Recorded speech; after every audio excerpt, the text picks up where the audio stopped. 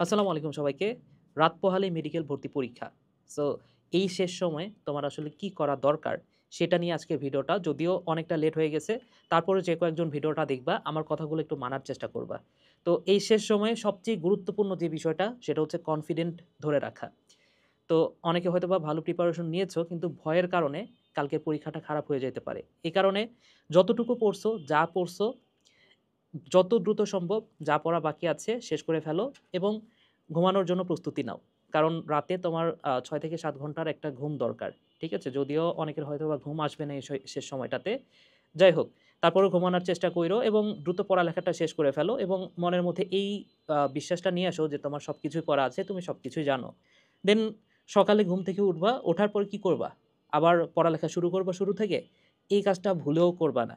এর কারণ হচ্ছে যখনই তুমি পড়ালেখা শুরু করবা আবার নতুন করে, সেই ক্ষেত্রে দেখবা যে যেই সময়টা তুমি সকালে ঘুম থেকে উঠে পাবা, সেই সময়টাতে কিন্তু তুমি পড়াটা শেষ করতে পারবা না। এবং যদি পড়াটা শেষ না করতে পারো, সেই ক্ষেত্রে কিন্তু তোমার ব্যাপক একটা কনফিডেন্সের অভাব হয়ে যাবে এবং পরীক্ষার হলে কিন্তু তুমি নিশ্চিত খারাপ করবা। তো তুমি যেই কাজটা করতে পারো, ঘুম থেকে ওঠার পরে তুমি জাস্ট কিছুক্ষণ হাঁটাহাঁটি করতে পারো। কালকে সকালে আর পড়ার দরকার নাই। তুমি যে কাজটা করতে পারো, একটু মাইন্ড ফ্রেশ করার জন্য বাইরে থেকে একটু দৌড়ায় আসলা বা হেঁটে আসলা। দেন তুমি গোসল দিবা, শাওয়ার নিবা একটা সুন্দর। দেন তুমি বই নিয়ে যদি বসো, সেই ক্ষেত্রে পড়ার দরকার নাই। তুমি আগের রাতে কি, কি পড়ছো তুমি জাস্ট বইগুলো উল্টাও, পেজগুলো উল্টাও। এবং তুমি পেজগুলো উল্টাও আর ভাবো যে হ্যাঁ, এই পেজগুলো আমার পড়া আছে, সবগুলা পড়া আছে। এবং এই যে তুমি পেজ উল্টানোর ফাঁকে, ফাঁকে তোমার নজরটা কিন্তু ওই পেজের সবচেয়ে গুরুত্বপূর্ণ লাইনটার মধ্যেই পড়বে।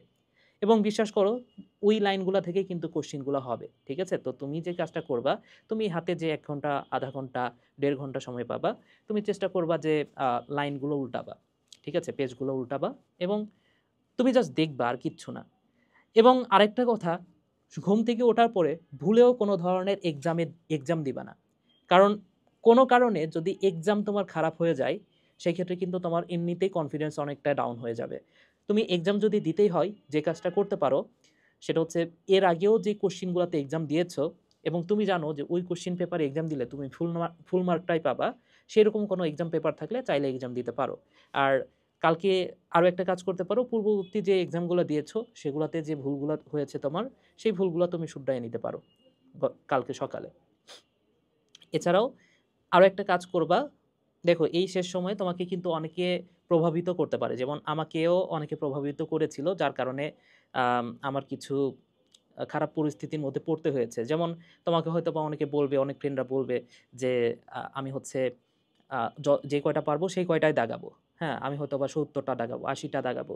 এই কথাগুলা অন্যের দ্বারা প্রভাবিত হওয়ার দরকার নাই। যে যা বলে বলুক। তুমি নিজের মধ্যে ভেবে নাও, তুমি আসলে কেমন দাগাবা? তুমি কি সবগুলা দাগাবা?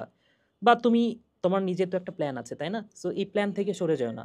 যে যাই বলুক, তুমি তোমার নিজের প্ল্যানে অটল থাকো।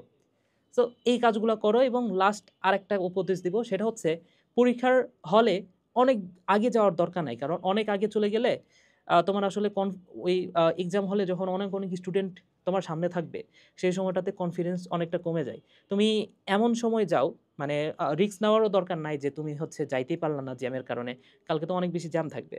তো এমন সময় তুমি এক্সাম হল দিয়ে, তোমার এক্সাম হলটা যদি কাছে হয়, সেই ক্ষেত্রে তুমি একটু লেট করে বের হতে পারো। দেখা যাচ্ছে তুমি হেঁটেই চলে যাইতে পারতেছো ৫-১০ মিনিটে। তো সেই ক্ষেত্রে তো তোমার ২-৩ ঘন্টা আগে গিয়ে বসে থাকার দরকার নাই, তাই না? আর তোমার বাসা যদি একটু দূরে হয়, সেক্ষেত্রে হাতে সময় নিয়ে একটু বের হয়েও, যাতে তোমার এক্সাম হলে ঠিকমতো পৌঁছাইতে পারো। আর এক্সাম হলে যাবার আগে অবশ্য মিষ্টি জাতীয় কিছু একটা খেয়ে যাবা। না খেয়ে কখনোই যাবা না। মিষ্টি জাতীয় খেয়ে যাবা। কারণ হচ্ছে এই মিষ্টি জাতীয় বা শর্করা, গ্লুকোজ এটা কিন্তু ডিরেক্টলি তোমার ব্রেনে হিট করে। ঠিক আছে? তোমার ব্রেনের যে শক্তিটা কিন্তু বাড়িয়ে দিবে। তো এই কাজগুলা তোমরা কইরো কালকে সকালে। তো যাই হোক, ভিডিওটা আরো আগে বানানো উচিত ছিল। যারাই ভিডিওটা দেখবা, এই কথাগুলো একটু মেনে চলার চেষ্টা করবে এবং এটা শুধু মেডিকেলের কথা না, অন্যান্য ভার্সিটির যেকোনো এক্সামের ক্ষেত্রেও কিন্তু এই কথাগুলোই প্রযোজ্য। সবাই ভালো থাকো, সুস্থ থাকো। সবার জন্য শুভকামনা। টাটা।